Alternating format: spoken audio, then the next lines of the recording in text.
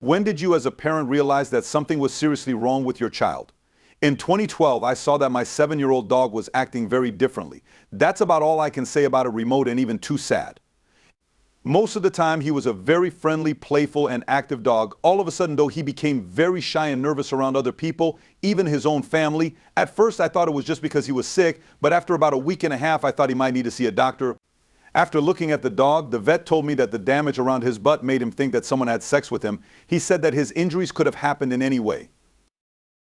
At this point, I was already pretty mad and scared. Someone awful would hurt a dog in this way. I thought about it some more when I got home.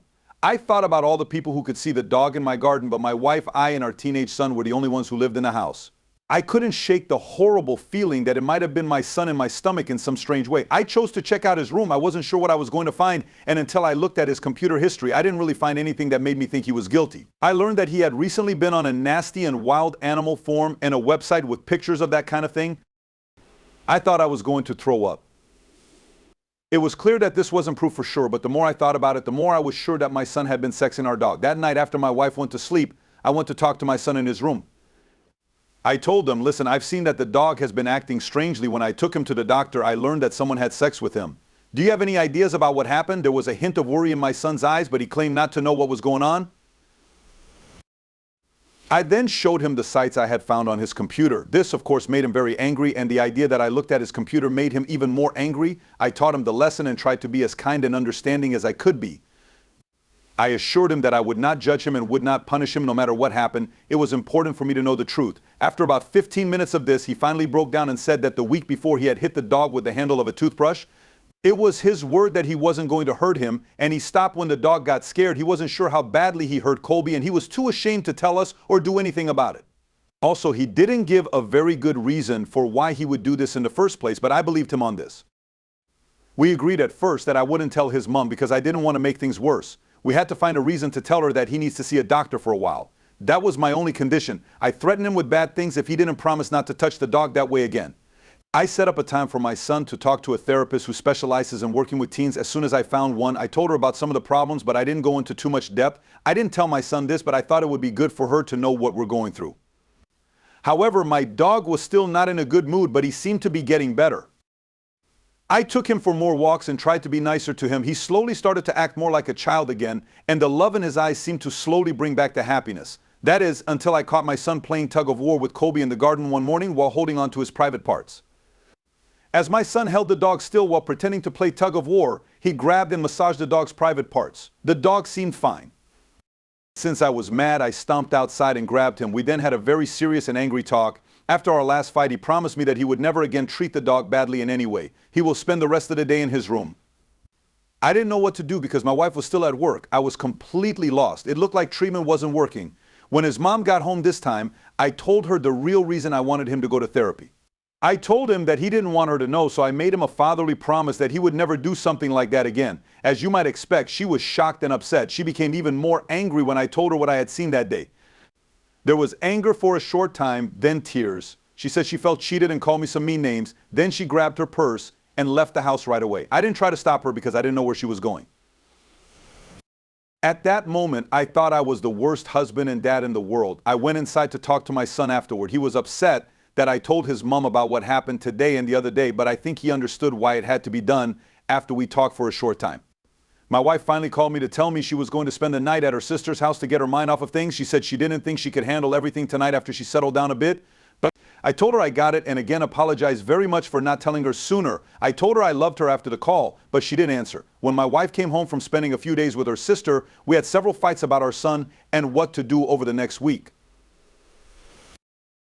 Of course, I was made to look bad because I did involve her in a big parenting problem. I told her we should find Colby a new place to live because he was no longer safe with us. For some reason, my wife didn't like this idea. After a few more fights, I found out that she had never even hurt the dog. She told me she had talked to our son about it, and he said he had never done anything. Right now, my son is denying that he ever sodomized the dog, and my wife is mad that she is hearing two different stories from us. In the middle of our fight, she even said that she thought I had sodomized the dog. As you might guess, I was very angry. To cut a long story short, we didn't settle anything and got even more angry with each other. This and some other problems in our marriage finally caused my wife to ask for a trial by special judge. We chose not to go to court though. My son and I were living together, so I tried to go to a friend's house to figure out what we should do next. No matter how hard I tried to bring Colby with me, my wife would only get angry and poke fun at me. Colby stayed with them because of this. When I tried to talk to my son about denying what he did, he wouldn't listen and called me crazy. He must have seen an easy way out and chose to blame his dad. To be honest, that was probably the worst thing that happened in this whole situation. In my heart, I was used to my wife being a total jerk to me at this point. Still, I had to tell myself that he was just a kid who was in a bad spot, and I tried not to be angry with him about it. In the end, he would be the only thing I loved if my wife and I got a divorce.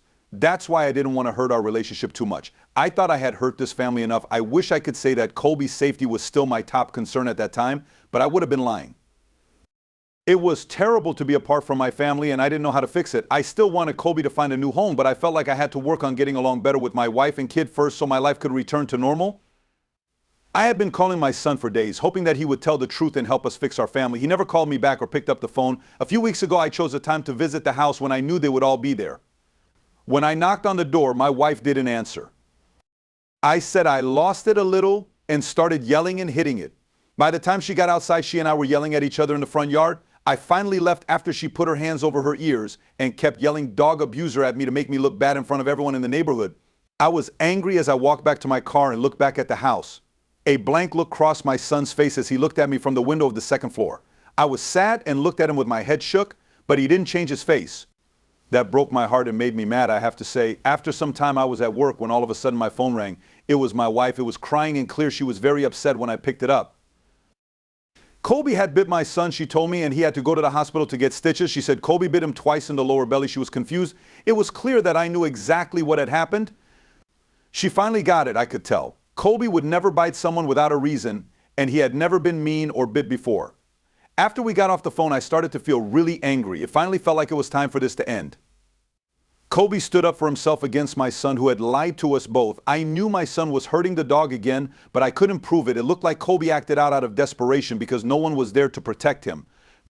I was sick to my stomach because I had left my dog with my kid, who didn't seem to care about me or any of us as long as he could get away with things. After work, I went right to my family's house. This time, my wife answered the door and let me in. I went right to my son's room and found him lying down in front of the TV. I told him not to talk after he looked at me with surprise. I told you that I knew what you did. You can say you didn't do it or blame me, but we both know what happened.